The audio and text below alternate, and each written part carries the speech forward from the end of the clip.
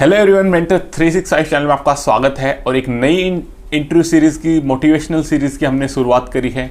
आज सबसे पहले हमने इनवाइट करा है बनारस से किशन गुप्ता को, जो है excise inspector selected, Delhi SI selected from CPO and SSC CHSL इन्होंने एग्जाम निकाला है और काफ़ी सारे एग्जाम्स इन्होंने क्रैक करे हैं। आज जानते हैं इनसे इनकी जर्नी के बारे में, कैसे इन्होंने प्रिपरेशन करी, कैसे क्या स्ट्रैटेजीज रही, क्या गलतियां, सबसे बड़ी चीज़ है कि क्या गलतियां नहीं करनी है। मैं हमेशा इसी चीज़ पे फोकस करता हूं कि अगर आप गलतियां नहीं करोगे और आप सही स्ट्रैटेजी, सही गाइडेंस, सही बुक्स के साथ अगर आप आगे बढ़ोगे तो 100% आपके सिलेक्शन को कोई नहीं रोक सकता। सबसे पहले मैं पूछना चाहूँगा कि भाई, सबसे पहले आपको कॉन्ग्रेचुलेशन। थैंक यू भाई, और आपका वेलकम है मेंटर 365 चैनल पे। बहुत बहुत धन्यवाद। मैं आपसे पूछना चाहूँगा आपकी जर्नी की शुरुआत कब हुई, कैसे आपको लगा कि हाँ यार, एक गवर्नमेंट जॉब एक्साइज इंस्पेक्टर के लिए दिमाग में आया कि एक्साइज इंस्पेक्टर करना है? भाई सौरभ बताए तो जर्नी की स्टार्ट तो मेरी 2014 में हो गई थी। मैं पहली बार अपने नानी के घर गया था, उस समय भैया की शादी में, और वो इस समय ऑडिट ऑफिसर है, कैलकाटा कैग में पोस्टेड है। तो उसकी लाइफस्टाइल को देख के मुझे ऐसा लगा यार क्या बात है, सब कुछ है इसके पास, तो मुझे लगा यार करना तो पड़ेगा ऐसा ही कुछ। फिर मैंने भैया से पूछा कि भैया बताओ ऐसा कैसे बनेगा, मुझे भी यही बनना है। तो फिर भैया ने बोला कि देख बेटा, अब तो AAA का एग्ज़ाम होता नहीं है, तो तुम और भी बहुत अच्छे अच्छे पोस्ट हैं, इनकम टैक्स इंस्पेक्टर है, एक्साइज इंस्पेक्टर्स हैं, तो आप दूसरा कुछ भी बन सकते हो। तो मैं बोला भाई ठीक है, बता यूनिफॉर्म किस में, क्योंकि बचपन से मुझे यूनिफॉर्म पहनने का बहुत शौक था। वर्दी का तो होता ही है कि यार एक बस वर्दी हो, 2-3 सितारे लगे हो और एक जबरदस्त, क्योंकि वर्दी का एक अलग ही रुतबा है अपनी सोसाइटी के अंदर। तो उसके बाद फिर कैसे क्या रहा? उसने बोला कि भाई यूनिफॉर्म तो तुझे एक्साइज इंस्पेक्टर में मिलेगा। तो बस उसी क्षण मैंने तय कर लिया था कि भाई बनना तो एक्साइज इंस्पेक्टर ही है। और फिर ग्रेजुएशन किया, ग्रेजुएशन के सेकेंड ईयर तक पढ़ाई की, थर्ड ईयर से हल्की फुल्की प्रिपरेशन स्टार्ट कर दी थी मैंने। अब वही कहते हैं कि अगर उसी समय मुझे प्रॉपर गाइडेंस मिल गया होता तो मैं और जल्दी सक्सेस हो गया होता। थोड़े से इन गाइडेंस की वजह से मेरा 2018 का अटैम्प्ट रह गया था। उस समय प्रॉपर गाइडेंस मिली होती तो मैं 2018 में ही एक्साइज इंस्पेक्टर हो चुका होता। बट हाँ, गाइडेंस बहुत ज़रूरी है। अगर वो गाइडेंस मुझे उस समय मिली होती जो इस समय आपको सौरभ सर दे रहे हैं अपने मेंटर 365 चैनल के थ्रू, तो मेरे भी अभी 2 साल बच गए होते, मैं भी कहीं ज्वाइन करके बढ़िया अपने लाइफ को एंजॉय कर रहा होता। बट कोई बात नहीं, यही गलती आपको नहीं करनी है। मेंटर 365 आपको जो बता रहे हैं यहाँ पे सौरभ सर, बिल्कुल इसको फॉलो करते रहिए। गाइडेंस जो आपको, एक छोटी सी शुरुआत करी है भाई हमने, क्योंकि मैंने भी फील किया है, आपने भी फील किया है कि स्टार्टिंग का ना 1-1.5 साल हमारा इसी में ख़राब हो जाता है कि भाई कौन सी बुक लें, किस टीचर से पढ़ें, कैसे शुरुआत करें। बिगनर बच्चा बस इसी में उलझ के रह जाता है और 1-1.5 साल पहला अटैम्प्ट उसका ख़राब हो जाता है। एक पहला अटैम्प्ट गया, 2 साल गए। तो मैंने एक छोटी सी पहल की शुरुआत करी। पहले आपको पता है किशन भाई, मैंने आपसे डिस्कस भी किया, फ्री ऑफ कॉस्ट चीज़ें करी।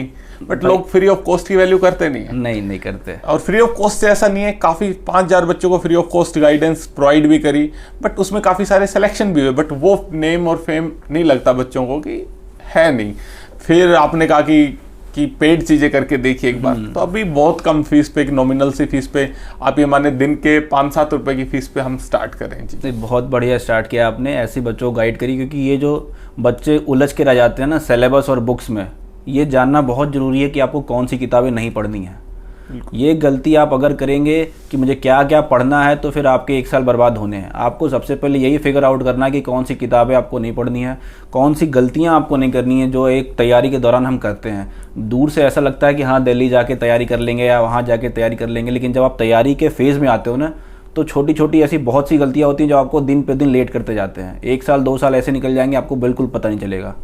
और तो कब एज 21 से 24 हो जाती है। और एक किशन भाई, इस पे क्या कहना है आपका कि आजकल बच्चों के पास ना 8-8, 10-10 बुक्स, 15-15 बुक्स, पीडीएफ, क्योंकि हम अपने टाइम में जब 2017 में करते थे इतना ऑनलाइन नहीं था, इतना पीडीएफ का क्रेज नहीं था जितना पीडीएफ्स बांटी जा रही हैं, खुद के नोट्स पे बनाने पे ध्यान नहीं। तो उस पर एक बार गाइड कीजिए बच्चों को, कैसे खुद के नोट्स बनाएं, कैसे एक बिगिनर बच्चा अगर शुरुआत करता है तो कैसे उसको क्या कुछ करना चाहिए। देखिए, मैं अगर बताऊं किताबों के बारे में, तो 10 किताब नहीं पढ़नी है आपको। हर सब्जेक्ट की मुश्किल से 1 या 2 किताबें, उन्हीं किताबों को आपको बार बार पढ़ना है।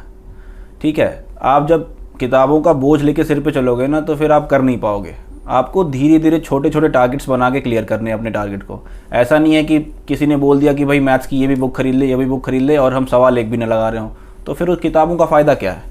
तो किताबें बहुत ही कम खरीदिए, बहुत ही कॉन्साइज बुक्स खरीदिए जो सही में आपको सिलेक्शन तक पहुंचाएंगी। ठीक है, आपको यहाँ पे मुझे लगता है कि सौरभ सर आपको सारा कुछ बताते होंगे, कौन सी किताबें पढ़नी है, कैसे पढ़नी है। बिल्कुल। एक चीज़ मैं आपको यहाँ पे मैं अपनी ऑडियंस को भी बताना चाहूँगा कि भाई ने भी अपना एक चैनल स्टार्ट करा है सिर्फ गाइडेंस के लिए, अब बच्चों के लिए।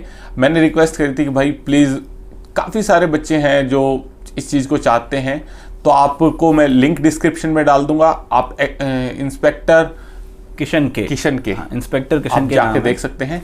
अब नोट्स पे बता दो भाई एक बार कि नोट्स कैसे बनाएं यार बच्चे। कि मैं तो नोट्स, आप विश्वास नहीं करोगे कि मैं सीजीएल में एज एक्साइज इंस्पेक्टर हूँ और मेरे पास एक भी सब्जेक्ट का प्रॉपर नोट्स नहीं है। नोट्स ये है कि आप जो भी, क्योंकि आपको ये बताओ कि मैंने कोचिंग ली नहीं है, बस जैसे जो सर लोग बोले तो गाइडेंस पे काम किया, तो धीरे धीरे कहीं से मटेरियल निकाल के पढ़ाई की है, क्योंकि मुझे गाइड करने वाला कोई था नहीं। लेकिन अभी आपको जो गाइडेंस मिल रही है, इस गाइडेंस को पूरा इस्तेमाल करिए, हर एक चीज़ का प्रॉपर नोट्स बनाइए। और नोट्स ऐसा होना चाहिए ना कि आपको कोई दोबारा किसी चीज़ को पढ़ने की जरूरत ना हो, सिर्फ उसी नोट्स को पढ़ने से आपका पूरा सिलेबस रिवाइज हो जाए। नोट्स का बहुत बड़ा रोल है। जब भी मैं नेक्स्ट एग्जाम के बारे में सोचता हूँ तो मैं सोचता हूँ यार नोट्स होता तो पढ़ लेता, अब फिर से मुझे वही चीज़ दोबारा स्टार्ट करना पड़ता है कि वो वीडियो ढूंढे, ये वीडियो ढूंढे, फिर उसको रिवाइज करें। नहीं, नोट्स को प्रॉपर बनाइए, हर एक सब्जेक्ट के नोट्स को बनाइए। जो भी सब्जेक्ट्स पढ़ रहे हैं, मैथ्स का पढ़ रहे हैं, मैथ्स के हर एक क्वेश्चन का नोट बनाइए। जो क्वेश्चन आपसे बार बार गलत हो रहे हैं उन क्वेश्चन का नोट बनाइए। साइंस पढ़ रहे हैं, साइंस में फिजिक्स है, केमिस्ट्री है, बायोलॉजी है, सबका प्रॉपर नोट्स बनाइए ताकि आप एक बार में रिवाइज कर सकते हो एग्जाम से पहले। आपको एग्जाम से पहले आप बिल्कुल पजल्ड ना हो कि मुझे क्या चीज़ कहाँ से पढ़ना है। आपके पास पूरा मटेरियल एक कॉन्साइज वे में होना चाहिए कि हाँ इसको पढ़ लेंगे, सारा सिलेबस रिवाइज है। तो और दूसरी चीज, बच्चे जैसे बिगनर है तो कोचिंग कितना, एसएससी के फील्ड में मुझे, क्योंकि यूपीएससी के फील्ड में कहा जाता है आप कोचिंग ले ना ले वो आपके ऊपर है, लेकिन मुझे जब जहां तक मेरा एक्सपीरियंस है, कोचिंग लेनी चाहिए या नहीं लेनी चाहिए बच्चे को? देखिए, अगर बिगिनर है तो एक बार कोचिंग तो लेनी चाहिए, लेकिन कोचिंग में आपको क्या मिलती है? मटेरियल। कोचिंग में आपको गाइडेंस नहीं मिलेगा। गाइडेंस आपको इन जैसे जो मेहनत कर रहे हैं लोग, सौरभ सर जैसे लोग हैं, यही लोग आपको गाइड कर सकते हैं। आप कोचिंग तो आपको लेना पड़ेगा, लेकिन कोचिंग के बाद उस कोचिंग कम से कम 6-7 महीने, 6-7 महीने तो कोचिंग करनी पड़ेगी। जब आपको एक बार गो थ्रू हो जाओगे सिलेबस से, क्या है सिलेबस, क्या आता है, कितना आता है, और उस सिलेबस को यूज कैसे करना है, आपके माइंड में रिटेन भी तो होना चाहिए वो सिलेबस। मैं एक बार आपकी बुक लिस्ट की तरफ आना चाहूंगा भाई किशन, कि आपकी बुक लिस्ट क्या कुछ थी, एक बार सब्जेक्ट वाइज आपकी स्ट्रेटेजीज, क्योंकि मेरे पास काफी सारे जो डाउट्स आते हैं बच्चों के, एक एक डाउट करके मैं आपसे पूछता चलूंगा और उम्मीद करता हूँ बच्चों के वो डाउट्स क्लियर होते चलेंगे। लेकिन मैं आपको यहाँ पे अपने बुक लिस्ट और स्ट्रेटेजी के बारे में बता रहा हूँ, और वैसे मैंने अपने चैनल पे भी इसको डाल रखा है, आप वहाँ से भी देख सकते हैं। लेकिन फिर भी मेरी बुक लिस्ट बहुत सी छोटी सी है। मैथ्स की मेरे पास 2 किताबें हैं, जीके के लिए 2 किताबें हैं। मैथ्स के लिए एक एक चीज बताते हैं कि मैथ्स के लिए आपने सबसे पहले कौन सी फॉलो किया था, क्या चीज? मैथ्स के लिए तो जब हमारे जमाने में चलता था तो उस समय लाल किताब चलती थी। आप भी पढ़े होंगे लाल किताब। बिल्कुल बिल्कुल। तो अब तो पैटर्न चेंज हो चुका है, लेकिन फिर भी एक बार आपको बेसिक्स के लिए उसको तो करना ही पड़ेगा। लाल किताब की जगह नीली किताब पिनेकल आ गई। पहले राकेश यादव सर की चलती थी किताबें, अभी पिनेकल मैथ्स के लिए ज्यादा बेटर है। पिनेकल है, उसमें 6800 क्वेश्चंस हैं, मेनली टीसीएस पैटर्न के क्वेश्चंस हैं। हमें प्रीवियस ईयर पे ज़्यादा ध्यान नहीं देना, हमें ध्यान ये देना है कि जो टीसीएस 2018 से अब तक एग्जाम लिया है, जो क्वेश्चंस उसने पूछे हैं, जिस पैटर्न पे क्वेश्चन पूछे हैं, उस क्वेश्चंस को अपने दिमाग में रखना बहुत ज़रूरी है कि आपको जब एग्जाम हॉल में स्क्रीन पे वो क्वेश्चन पॉप हो तो आपको ये सोचना ना पड़े कि मुझे स्टार्ट कहाँ से करना है। आपका क्वेश्चन वो लगाया होना चाहिए, क्योंकि आप जहाँ तक देख रहे हो मेरे ख्याल से टीसीएस केवल कैलकुलेशन करा रहा है। अगर आपका बेसिक कॉन्सेप्ट बहुत बढ़िया क्रिस्टल क्लियर है और आपका कैलकुलेशन फास्ट है, तो फिर मैथ्स के लिए तो मैं बोलता हूँ कोई किताब की भी जरूरत नहीं है। बिल्कुल बिल्कुल। अगर कैलकुलेशन पे आपने वर्क किया हुआ है तो काफी चीजें आसान हो जाती है। फिर आ जाते हैं जीएस के ऊपर, क्योंकि जीएस बच्चों को लगता है अथा है। हाँ। लेकिन ऐसा है नहीं एसएससी के फील्ड में। अगर हम बहुत लिमिटेड चीजें पढ़ लेते हैं, क्योंकि वही 50 में से सबके आने वही 25 से 30-35 नंबर है और बच्चे मेहनत ज्यादा कर देते हैं। तो मैं आपको अपने जीएस की स्ट्रेटेजी के बारे में बताता हूँ। देखिए, ये सबके लिए अलग अलग हो सकता है, हमारे सौरभ सर के लिए अलग हो सकता है, क्योंकि ये तो मुझसे कई गुना ज़्यादा है जीएस में, मैं तो बिल्कुल ही जीरो हूँ। ऐसा कुछ नहीं भाई। लेकिन फिर भी मैं बताता हूँ, जीएस मेरे लिए लिस्ट प्रायोरिटाइज सब्जेक्ट था। मेरा एम यही होता था कि मुझे 25+ स्कोर करना जीके में, इससे ज़्यादा कुछ नहीं चाहिए मुझे। 22 भी आ जाए तो कोई दिक्कत नहीं। मेरा एम ये होना चाहिए कि मुझे जो 3 सब्जेक्ट है जो सर्टेन है कि हाँ इससे क्वेश्चन यहाँ से आएंगे, उन सब्जेक्ट्स को कंप्लीट करके रखें कि हम 150 में 140+ स्कोर कर सके। और जीएस में 20-22 नंबर 25 नंबर भी आ गए तो स्कोर हमारा 165+ हो जाता था। तो ये बहुत ही बढ़िया था। तो जीएस के 25 प्लस क्वेश्चन करने के लिए मैंने 2-3 किताबें पढ़ी हैं। एक तो मनोहर पांडे जी की 25 रुपए की किताब आती, पतली सी, बहुत महंगी भी नहीं है। 35 रुपए उस पे हो गया। हमारे समय 25 रुपए की आती थी, अभी 1-2 साल पहले लगभग। अभी 30-35 का चल रहा है उसमें। एक वो किताब है, उससे आप सारी चीज़ें पढ़िए, हिस्ट्री, पॉलिटी, जियोग्राफी, साइंस, और पीछे उसके स्टैटिक्स पार्ट दिए हुए हैं, उनको पढ़िए।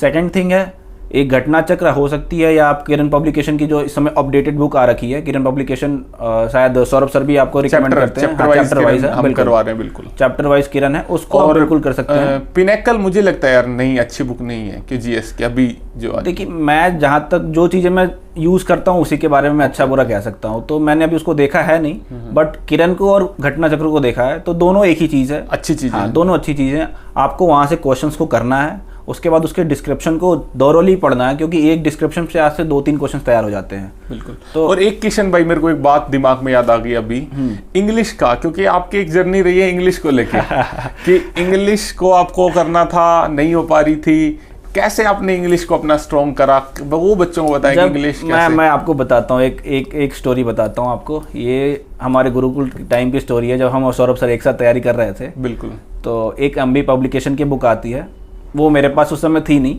मैं तो ऐसे ही बस नीतू सिंह मैम की बुक से पढ़ाई कर रहा था इंग्लिश, और मेरा इंग्लिश में स्कोर होता नहीं था। इंग्लिश में मैं 25 में से 17-18 क्वेश्चन कर पाता था। फिर मैंने इनसे मिला, इन्होंने मुझे बताया कि आप एक एमबी पब्लिकेशन की बुक है उसको करिए। उसके बाद फिर उन्होंने मुझे यहाँ तक हेल्प किया कि किशन, ये मेरे पास पीडीएफ पड़ी हुई है ईडीएम फ्रेजेस की, इसको ले लो, इसको याद करके मुझे सुनाया करो। फिर मैं संडे को इनको सुनाता भी था उसे याद करके कि भाई 1 से 50 तक याद किया मैंने, इसको सुन लो, मेरा सही है कि नहीं सही है। तो बहुत ही हद तक हेल्प किया था मुझे सौरभ सर ने इंग्लिश के लिए। लेकिन फिर भी एक वेब सीरीज का रोल, वेब सीरीज का रोल तो मेरे इंग्लिश में बहुत ही ज़्यादा है, क्योंकि मुझे मूवीज़ देखना, वेब सीरीज़ देखना बहुत पसंद है। आप अभी मैं जॉब में नहीं था, फिर भी मेरे पास प्राइम, नेटफ्लिक्स सबका सब्सक्रिप्शन पड़ा हुआ है। अब तो मान लीजिए साल भर के लिए। मुझे बहुत ज़्यादा पसंद है वो, बहुत ज़्यादा। ये रियलिटी भी है, क्योंकि इंग्लिश एक लैंग्वेज है, हिंदी एक लैंग्वेज है। लैंग्वेज को पकड़नी है, लैंग्वेज को जितना सुनोगे और जितना बोलोगे, लिखोगे, 3 चीजें हैं, राइट, रीड और लर्न। जितना आप इन चीजों को करोगे, लैंग्वेज आप सीखते चले जाओगे। डरना नहीं है लैंग्वेज से। यही चीज मैं बच्चों से कहना चाहता हूँ कि आप जब तक इंग्लिश को फील नहीं करोगे ना, आप स्कोर नहीं कर पाओगे। आप ये सोचोगे कि मैं ग्रामर पढ़ के इंग्लिश में 180 प्लस कर दूं, मैं दावा कर सकता हूं कि कभी नहीं आएगा। बिल्कुल बिल्कुल, ठीक है। अभी यही चीजें आपको करनी पड़ेंगी। पहले एक बार बेसिक्स ग्रामर के करो, फिर वोकैब करो। वोकैबुलरी होनी किसी भी चीज। मैं आपको बताता हूं, जैसे कि आपको प्रैक्टिस करने के लिए कुछ तो चाहिए भाई, कि किस पैटर्न पे इंग्लिश का क्वेश्चन आता है। तो उसके लिए आपके पास सौरभ सर ने आपको बताया होगा कौन सी किताब पढ़नी है। बिल्कुल ठीक है। दूसरी चीज क्या है कि वेब सीरीज, मूवीज का बहुत ज्यादा, या नॉवेल्स जो हैं, उसका बहुत ज्यादा रोल है इंग्लिश में। ठीक है। आपको जरूरी नहीं है कि आप पूरा पेपर A to Z पढ़ो। आपको जिस चीज, जो भी आर्टिकल आपको अच्छा लगता है, जिस चीज में आपका इंटरेस्ट हो, स्पोर्ट्स में, इकोनॉमिक्स में, ठीक है, और जो डेली टू डेली इंसिडेंट्स होते हैं इन सब में, जो भी आर्टिकल आपको अच्छा लगता है पढ़िए। पेपर पढ़ने का मन नहीं करता है तो जो नॉवेल्स के आपके जॉनरे बहुत पसंद है आपको, जो फिक्शन हो गया या रियलिटी शोज हो गया, इन सब के जो नॉवेल्स आते हैं इनको पढ़िए। ये भी नहीं कर पा रहे हैं, वेब सीरीज में बहुत ज़्यादा इंटरेस्ट है, तो किसी एक वेब सीरीज को पकड़िए। और बट सबसे जो बेस्ट इफेक्टिव तरीका वो तो न्यूज़पेपर ही है। न्यूज़पेपर से 2 फायदे हैं। कोई कर पाता तो न्यूज़पेपर से आपको 2 फायदे हैं। एक तो आपकी रीडिंग स्किल अच्छी होगी, और दूसरी आप डेली टू डेली न्यूज़ से अपडेट रहोगे कि लाइफ में चल क्या रहा है। ठीक है। तो आपको दूसरी जगह भी फायदा कर सकता है। लेकिन सिर्फ इंग्लिश के पॉइंट ऑफ व्यू से अगर मैं कहूँ तो न्यूज़पेपर पढ़ना बहुत ही ज़्यादा कंपलसरी नहीं है। हाँ, मतलब स्किप भी कर सकते हैं, लेकिन जो अगर आप मेंस लेवल पे जाएंगे तो कंप्रीहेंशन है, क्लोज टेस्ट है, काफी सारी चीजें, जो बहुत सारी चीजें होती हैं जो डायरेक्ट क्वेश्चंस आपको मिलते हैं। बिल्कुल। कई कितने एडिटोरियल्स जो होते हैं वो डायरेक्ट एसएससी के मेंस के उसमें आ जाते हैं पेपर में। हाँ, cloze test as it is Hindu से उठा लेते हैं। बिल्कुल, हिंदू से आ जाते हैं, तो वो आपको हेल्प कर सकते हैं। अब अगले पे आ जाते हैं रीजनिंग को बहुत हल्के में ले लेते हैं बच्चे। ये बहुत बड़ी गलती है रीजनिंग। इसके लिए भी मैं इनका ही एग्जाम्पल दूंगा। गुरुकुल की बात है, इन्होंने मुझे समझाया था कि किशन, तेरा रीजनिंग में 38-39 मार्क्स आते हैं भाई, तू तो 10 नंबर यहीं पीछे हो जा रहा है। क्योंकि उस समय रीजनिंग में इनके 47-48 मार्क्स आते थे और मेरे 38 मार्क्स आते थे। तो मैं सोचता था कि कोई नहीं, 40 तो आ जा रहा है, लेकिन बहुत, क्योंकि बच्चों को लगता है, क्योंकि देखो हम जाते हैं मैथ पे और हम इंग्लिश में देखते हैं कि यार 40 नंबर अच्छे नंबर हैं, मैथ में देखते हैं 40-42 नंबर अच्छे मार्क्स हैं, लेकिन रीजनिंग में हम वही अपने आप को कर लेते हैं कि यार 40-42 अच्छे हैं, जबकि रीजनिंग में इजीली नहीं। 40-42 तो बिल्कुल ही अच्छे नहीं। रीजनिंग का मतलब है कि आपके 47.5 तो होने ही चाहिए मिनिमम।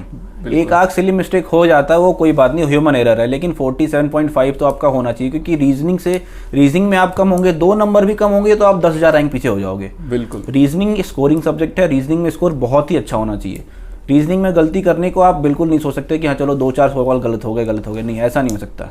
रीजनिंग को आपको बिल्कुल ध्यान से करना है, और रीजनिंग के लिए कोई कोचिंग की जरूरत नहीं है। रीजनिंग तो आपके एप्टीट्यूड पर डिपेंड करता है कि आपका माइंड, आपका IQ कैसा है। आप जितनी ज़्यादा प्रैक्टिस करोगे उतना ज़्यादा अच्छा होगा। कोई कोचिंग जरूरत नहीं है, आप मॉक्स दो, मॉक्स में 25 क्वेश्चन आते हैं रीजनिंग के, उनको सॉल्व करो, जो गलत हो रहे हैं उनको एनालाइज करो, जिस चैप्टर्स के क्वेश्चन ज़्यादा गलत हो रहे हैं उनको यूट्यूब पे जाके किसी स्पेसिफिकली वीडियो से देख के पढ़ लो, ठीक है, तो वहाँ से कॉन्सेप्ट क्लियर हो जाता है आपका। धीरे धीरे रीजनिंग का स्कोर, जितना अच्छा प्रैक्टिस करोगे उतना अच्छा होगा। और एक चीज जो अभी चल रही है, क्योंकि देखो कोविड के टाइम हमने भी एक फेज देखा था, 2017 का पेपर 2019 में हो रहा था। बिल्कुल, 2-2 साल हमें पेपर ही नहीं मिल रहे थे। हम मोटिवेशन लेवल गिरता है कि यार एग्जाम नहीं हो रहे, अब कैसे पढ़ें।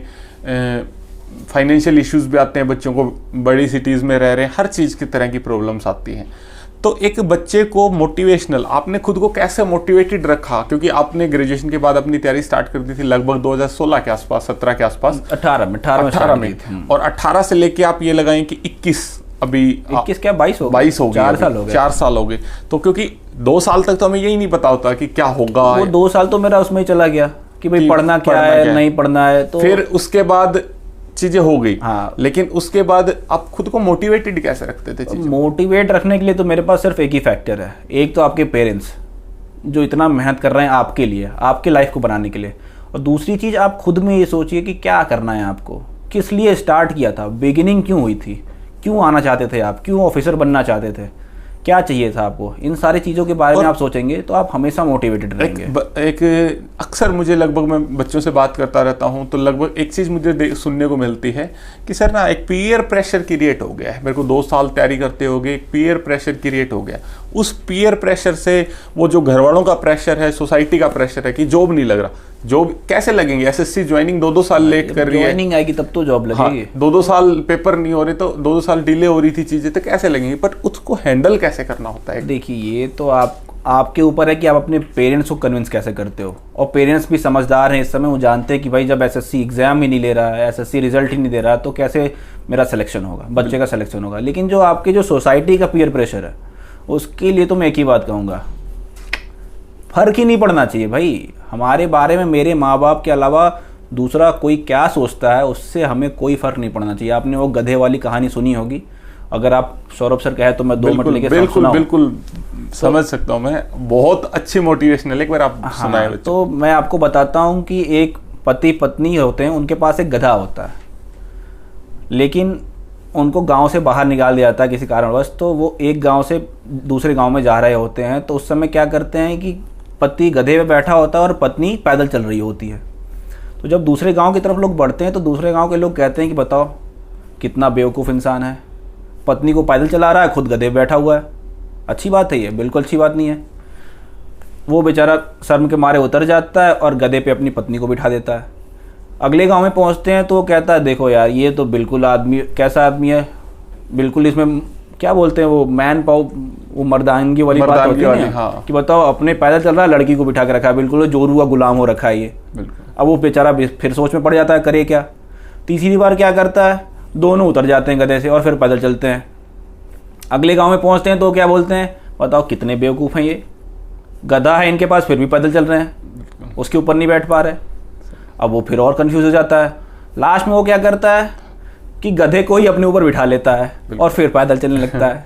फिर लोग उसे यही कहते हैं कि बड़ा बेवकूफ़ है, गधा है, गधे को ऊपर बैठा के ले जा रहा है, खुद गधे पे बैठ के जाना चाहिए। तो सोसाइटी आपको कुछ ना कुछ हमेशा बोलेगी, उसके लिए आपको हमेशा बेफिक्र रहना है कि छोड़ देना है, आपको अपने काम पे फोकस करना है बस। आपके माँ बाप आपके बारे में क्या सोच रहे हैं, वो आपको सपोर्ट कर रहे हैं कि नहीं कर रहे हैं, दैट्स इट। दूसरा कोई क्या सोच रहा है उससे कोई फ़र्क नहीं पड़ता। तो फिर आप, जैसे होता ये है कि अपनी सोसाइटी में कि लगातार हम सुनते रहते हैं और लोगों की, तो हमें सुनना नहीं है किसी की, हमें फोकस करना है अपनी पढ़ाई के ऊपर। बस सीधी सी बात ये है। सीधी सी बात ये और देखो, जितना खुद पे विश्वास रखोगे, जितना अपनी बुक्स पे विश्वास रखोगे, जितना अपने ऊपर कॉन्फिडेंस और रखोगे, जितना अपने मेंटर पे विश्वास रखोगे, हाँ, ये बहुत बड़ी चीज है। कहीं से भी कोई भी टीचर है आपका, चाहे आप राकेश यादव सर से पढ़ रहे हैं, किसी भी टीचर से पढ़ रहे हैं, टीचर ना बदले, बार बार एक ही टीचर पे विश्वास रखें। एक प्रकृति में एक फोर्सेस भी होती हैं कि हो नेचुरल फोर्सेस होती हैं, जब आप विश्वास करते हैं ना किसी चीज में तो ऑटोमेटिकली वो फोर्सेस काम करती हैं। बिल्कुल। आपको मैं एक और बात बताता हूँ, जब मैं क्लास 12th में था तो क्लास 12th में मेरा मैथ्स का एग्ज़ाम था और मैं बीमार पड़ चुका था बिल्कुल। रात में 7 बजे कोचिंग से आया, 7 बजे आके मैंने एक कॉम्बीफ्लैम दवा खा के सो लिया था। 12 बजे उठ के मुझे पूरा डिफरेंशिएशन का चैप्टर ख़त्म करना था और डिफरेंशियल इक्वेशन, 2 चैप्टर्स ख़त्म करने थे मुझे एक दिन में, और दूसरे दिन मेरा एग्ज़ाम था। मैं आपको बता रहा हूँ 6 बजे तक सुबह तक मैंने पढ़ाई की, 8 बजे से मेरा एग्ज़ाम था, 12 रात से सुबह 6 तक पढ़ाई की, सिर्फ इसलिए कि नहीं मुझे अच्छा स्कोर करना है। और यही है नेचर। अगर नेचर को लगता है कि आप मेहनत कर रहे हो तो नेचर आपके साथ हमेशा रहेगा। मैं आपको बताऊं कि पूरा चैप्टर कंप्लीट हो नहीं पाया था, दोनों ही आधे आधे चैप्टर कंप्लीट हुए थे, लेकिन जो दोनों क्वेश्चन आए थे पेपर में, वो दोनों क्वेश्चन मेरे पढ़े हुए ही आए थे और मैंने दोनों क्वेश्चन सॉल्व कर लिए थे। ये चीज़ें मेरे साथ भी हुई है।